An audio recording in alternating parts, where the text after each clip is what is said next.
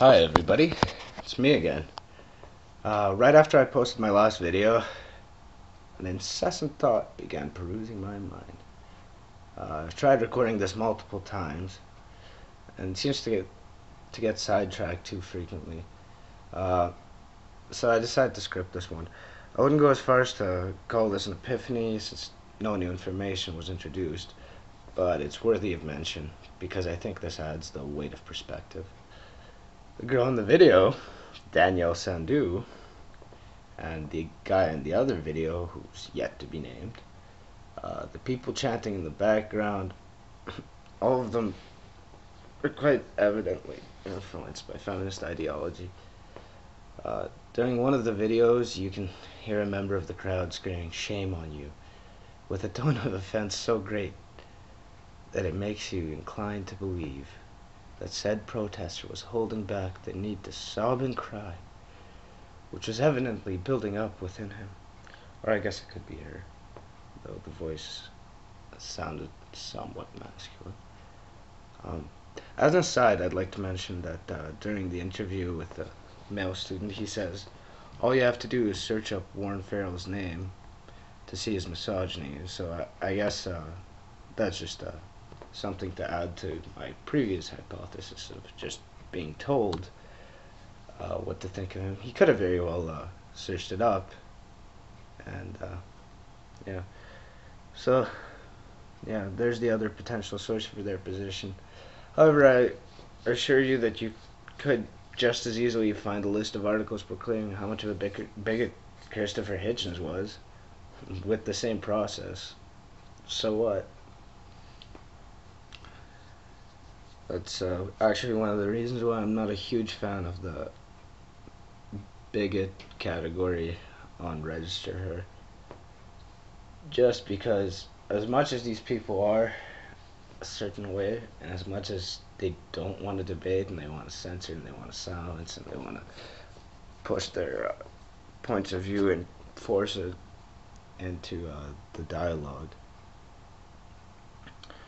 as much as all of that, I still think that using the word bigot is a bit of a cop-out when it comes to debate, because you instinctively don't need to debate a bigot.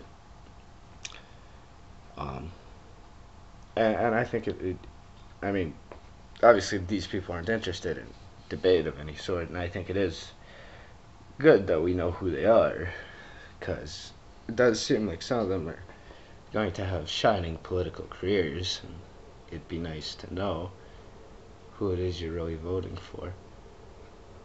Not that I vote. The thought that occurred that's been bugging me goes as follows. This girl, this boy, have entered and paid to participate in the acquisition of knowledge and expertise that would help them in their respective future careers and prospects. They have enrolled in a class, and in this class they learned the following. They learned that men have strived to oppress women due to some inherent flaw in their nature, perhaps jealousy. But also, there's no such thing as inherent gendered nature. How very, very contradictory. They have learned that rape is not only tolerated, but endorsed by the social masses. It has various trivial forms. However, they should treat a rape joke and a rape threat with the same level of moral outrage. That the two are essentially the same, which doesn't trivialize it at all. They've learned that men have garnered entitlements and privileges for themselves to the exclusion of women because, again, it's in their nature to favor one another. They're taught that men, to this day, pursue an active campaign against women in the workforce, keeping them from earning as much, keeping them from attaining promotions. The list goes on, but the point has been made. What do we get? We get a population of students who have paid to sit in front of a professor, a person of authority, whom they trust to tell the truth. whose class after class telling them tales and anecdotes that form a mental association with men and oppressors. Men's rights become associated with privilege, and men's motivations, intentions, driving forces become rape, violence, and greed. Now picture if your grade for this course, which you have paid for, especially if through debt, if you've paid for quite handsomely, might I add, is based on your ability to form these associations. Now to finish off this thought, picture if you had been taught to be this way.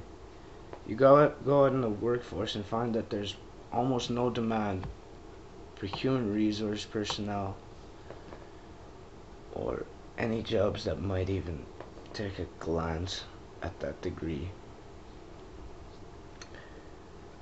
First thing that pops into these people's heads when that happens is that goddamned patriarchy keeping me down again.